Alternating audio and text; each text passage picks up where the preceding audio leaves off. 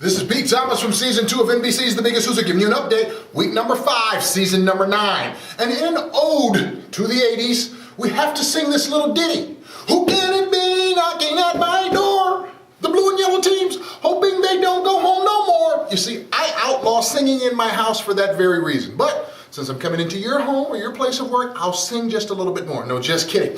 So the blue and yellow teams, they come back to the ranch. Surprise, surprise, all the contestants are so surprised to see them again. No, they're not. We knew that they were coming back at some point. The contestants knew that they were coming back. This show is kind of predictable in that fashion. We don't send anyone home forever. You know what I mean? And so they come back. But this starting off the show is all about the blue team and the yellow team. How did they do at home? Blue team, they did dynamite, losing on average 1 pound a day for a total of just about 10% of their body weight in just 30 days. Amazing. And then the yellow team steps up to the scale. They lose right around 11.5% of their body weight, or about 2 pounds per day combined. They do an amazing, amazing job while at home. And so the yellow team gets the opportunity to stay there on the ranch, and they get the power to vote off the team that drops below the yellow line. I mean, it's just an awesome piece of power to have. However, how will they use it considering they have not been there on the ranch? Who will they know to pick? Will they know exactly, who's been there and who's been contentious and who has not? We shall see. And so, of course, now, the production team, the production schedule was set many months ago, and they knew that this would be Super Bowl week. So last season, this time, we had a special guest, Kurt Warner. Now, he didn't show up this time because he's not going to the Super Bowl. And I guess they couldn't get Peyton Manning, couldn't get Drew Brees, or whatever. Anyway, we've got a football challenge. And so the football challenge is like this little patty cake move where you've got to push this little dumb thing to the left and to the right and to the left and to the right about 1,000 times. And all the contestants probably burn like 200 calories in an hour. And in the end, Michael from the white team, he wins the challenge and he gets immunity this week. A great, great prize. And of course, our second favorite team, the great team, come in a close second. And then we see the contestants being dealt with. The mental side of this whole game is being dealt with as Bob and Jillian has to talk to the different contestants, whether it be the red team or the orange team or the pink team. The mental side of the game is dealt with and talked about. Many people struggle with their weight because they've had some precipitous issue that has led to the weight gain. And we see that so very clearly with the pink team, as they talk about, the fact that her father didn't treat her well and her father ended up dying and all of that stuff. All of that stuff is dredged up during the weight loss process. Trust me, fat is not the only weight that gets left behind at the Biggest Loser Ranch. And so then we've got all of these other things going on behind the scenes that we've never really seen before. For instance, Miggy has a late night trip to the hospital, comes back, surprise, surprise, she's lost weight.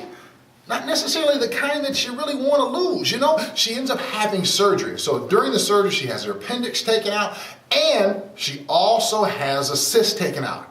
Rough. But real life, it doesn't pause just because you're on a reality television show. Here's the amazing thing. The day after surgery, she's out walking every single day, miles and miles and miles and miles of walking. She puts it in consecutive days. I'm telling you, that girl is a trooper. After all, you're going to die from being obese. You might as well put the effort in while you got a chance. Get all of those extra pounds off, all right?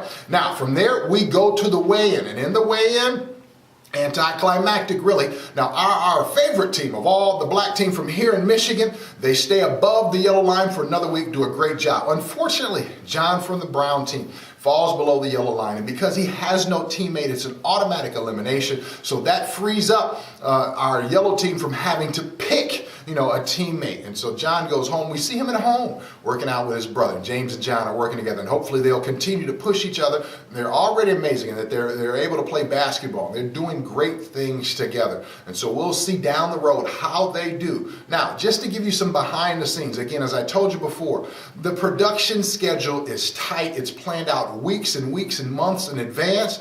And so this longer stretch of season that we have here in the wintertime, that's planned out in advance. So whenever somebody goes home, it's automatic that they're going to come back because you need more contestants. We have to add a little bit of more weight to the show, to the program. And so that's exactly why we see the yellow team and the blue team come back to compete against each other.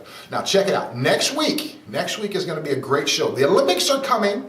And NBC knew that the Olympics were coming. Isn't that interesting? Isn't that interesting? Now they're going to try to fool you and pretend like the guy, the people that are training him are, about to train him and then go off to the Olympics. But trust me, this was a few months back at the Olympic Training Center. So check it out next week. I don't even know if it's been told yet, but it's a two-parter. It's a two-parter next week, starting next week. So stay tuned. I wonder if NBC knew when they were planning all this out that there was going to be a Lost premiere and they were going to try to bump, a lot of people from watching the Lost. No, because then we wouldn't have had that dumb rerun an hour beforehand. Anyway, this is Pete Thomas from season 2 of NBC's The Biggest Loser. Remember, there's a winner within you. Have an awesome week, and let's do some workouts. Since the Super Bowl is coming, let's not try to work out too much on the snack bowl. Let's do some push-ups during the commercials. How about that? Yeah, it's a good idea. Anyway, we'll talk to you soon. Check out the website at winningman.com and check out the blog over at mlive.com. Have a great week.